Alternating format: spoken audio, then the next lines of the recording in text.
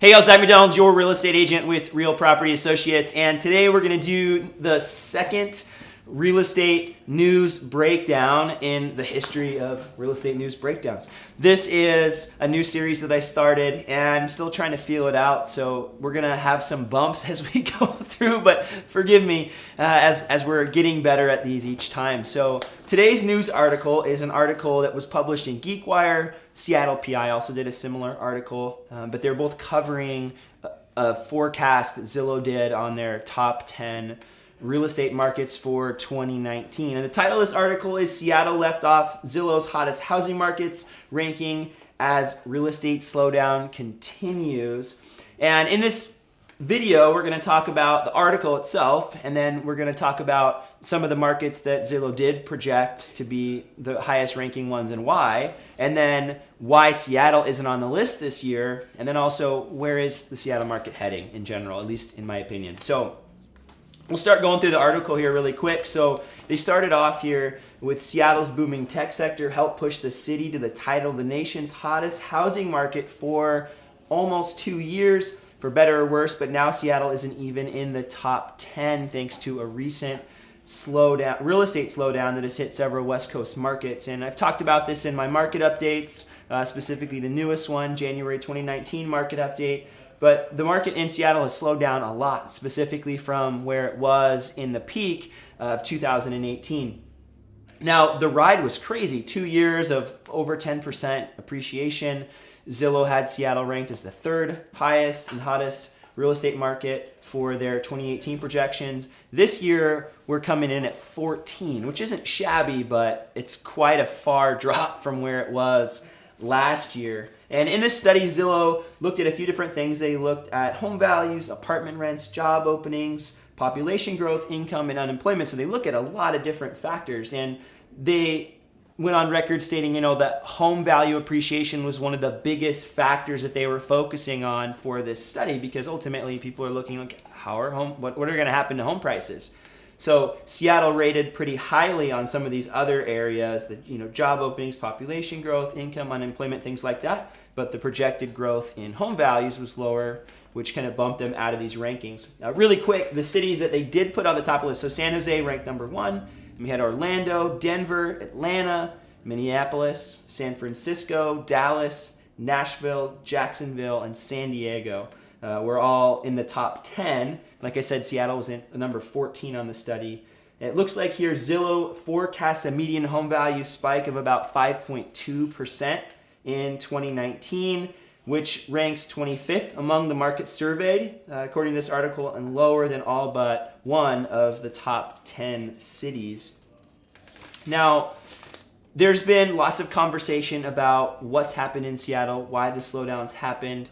The article quotes a broker for Remax in Tacoma, and also an article that they actually did when they talked to the Redfin CEO, who talked about the market slowdown this summer.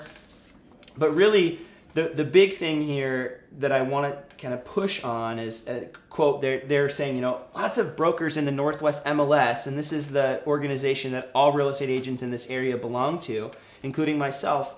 But he anecdotally quotes brokers in general saying skyrocketing home values over the last couple of years were unsustainable, and that these brokers point to the end of 2018 into this year as a time for the market to balance out.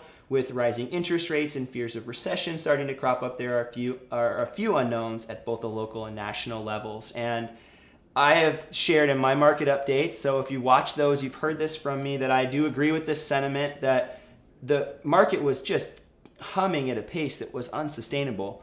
It's not possible for the market to continue to grow at that pace, specifically with incomes not keeping up, things like that.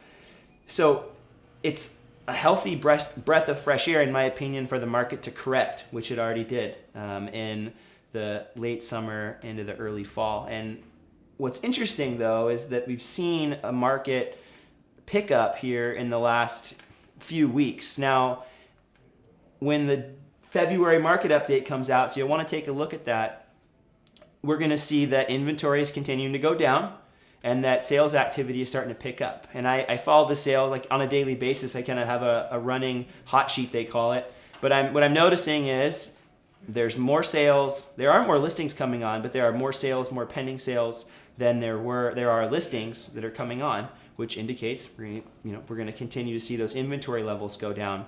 And what's interesting is, and I mentioned this again in my most recent market update, is we're seeing more buyers come in. We're starting to see multiple offers again. Homes go right to pending. I saw this the other day. I was going to show a client a house that had been on the market for 5 days. Gone straight to pending. No inspections, multiple offers. So it is definitely entering back into the market. And the thought here, and this is my sentiment and the sentiment of a few other brokers I was talking with recently, is that we're going to see a clash this year, at least as the market, the year progresses into the spring, of homes that are sitting. There are still homes that are sitting on the market. And I have a listing that's like that. It's a little condo in Edmonds. There's nothing super amazing about it, but it'll be the right home for somebody, but it's sitting. And then there are homes like this other one I just mentioned that are selling super fast and getting multiple offers. And there are still homes that are going to do that. So as we enter into the spring here and start to move towards the spring, we're going to see, in my opinion, we're going to see homes that are going to get multiple offers and are going to sell 5-10% over the asking price again. I think we'll see that, but I also think we're going to see homes that are going to sit simultaneously. So we're going to have the hot homes are going to go quick, and those other ones are going to sit. So if I was a buyer and I was thinking about buying a house right now, I would advise you to consider that house that's not perfect, that isn't fully updated, that isn't the house that everybody likes. You might be able to negotiate the price down a little bit, get some better terms, and get a house for a lot better deal than you would if you're trying to get that house that everybody likes. And I know maybe that sounds like common sense advice, but it makes a lot of sense. If you were in the same neighborhood and you've got this great house, and you've got this other one that for whatever reason, maybe there's some funky layout in the kitchen or something about it that people don't like, you could always change those things. And that might be an opportunity for you to capitalize on where the market's at right now. A little bit down, but not out completely. So I hope you enjoyed this. Again, we're still working the kinks out on these, and I'll have another one for you next week. Again, thanks so much for watching. If you are getting value from this video, which I know you are, please consider subscribing to my channel so that you can see other market updates, see more of these real estate news breakdowns, as well as other videos that I have on my channel. Thanks so much for watching. Bye for now.